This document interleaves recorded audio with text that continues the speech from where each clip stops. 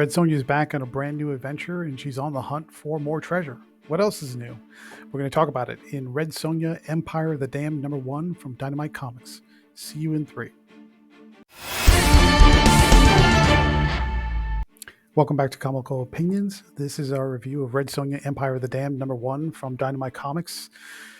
In this issue, we set the she-devil with a sword on a journey to find a dead city with no name to retrieve a warlock's treasure. Sounds familiar? But before we get started, please like, share, comment, subscribe, hit that bell for notification. Your attention is greatly appreciated. Make sure you stay tuned to the end for the final score. Let's talk about the credits. This issue is written by Steve Niles, art by Alessandro Amoruso, colors by Salvatore Ayala, letters by Dave Sharp, and the main cover, cover A, is drawn by Joshua Middleton. All right, so let's get into the meat of the issue.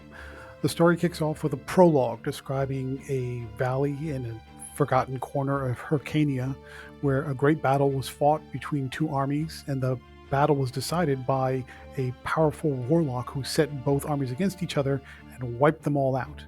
And in the course of wiping them out and the villagers in the surrounding valley and the surrounding cities, he gathered up all the treasure, and then nobody knows what happened after that.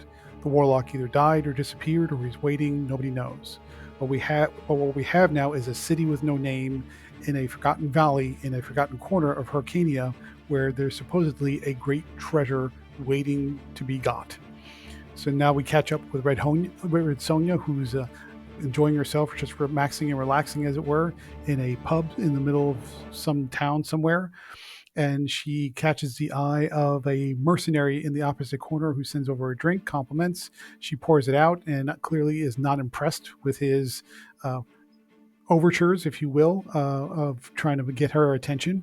Meanwhile, the guards from the local constabulary barge in and say this pub is shut down due to noise or drunkenness or whatever the reason was. They don't really give a reason. They're just declaring it's being shut down. However, Red Sonja, being Red Sonja, is not going to be moved by any soldier until she's ready to be moved. The soldiers get a little too aggressive, and she puts them in her place. And meanwhile, the mercenary who's in the other corner experiences the same problem. The soldiers get him to move, and he's not about to be moved by anybody. And so they start fighting their way out and kind of essentially gained a little bit of mutual respect for each other by hacking and slashing their way through these soldiers. However, when the fight goes outside, they are both taken down by some kind of guard who is dressed in black garb, who shoots them with poison tip arrows, and they pass out. Later, they wake up inside a prison and in adjoining cells, and they say, hey, how are we going to get out of this? The mercenary says, I know where there's a hidden valley with a forgotten city that's got a ton of treasure. You seem like you're a good fighter. Why don't we join up to escape? And if you join me, we'll go to the city together, because I could use somebody who's handy with a sword, and we're going to get this treasure. Red Sonja says, well, I've got nothing better to do. Sure, why not? So they escape, they get on their horses, and they ride off to find this hidden valley. But unfortunately, during the escape, the mercenary is shot in the back a couple times with arrows, fatally wounding him. And he says, here, take the map. And what she doesn't realize is Red Sonja is looking at his tattoos, and the map is tattooed all over the man's arms and parts of his body. So he's had the map with him to get to this valley all along, and now he is presumably dying or about to be dead. And Red Sonja rides off into the sunset to find this treasure using the etchings of tattoos on this man's body as the guide. And that's where we end the issue. What do we like about this issue? It's short, sweet, and to the point. This is a very stripped down, very bare bones Red Sonja type of adventure. You get for new readers who are not familiar with Red Sonja, at least the comic version of Red Sonja, you understand exactly what kind of personality she has. You understand her prowess and capabilities with the sword, and the foundation of the adventure is set up pretty efficiently, pretty quickly. It's a very lean, structured plot, and we were basically saying, here's Red Sonja, she's an expert fighter, she wants treasure, here's the adventure, now go. As far as issue #1s go, it's not particularly impressive or spectacular or complex or shockingly surprising in any way for a Red Sonja adventure, but it gets the job done, very clean, very precise, very neat, very orderly, and then off you go. The writing is good from a dialogue perspective. The pacing's good. There's plenty of action, and you check all the tick boxes for what you would want in a Red Sonja adventure.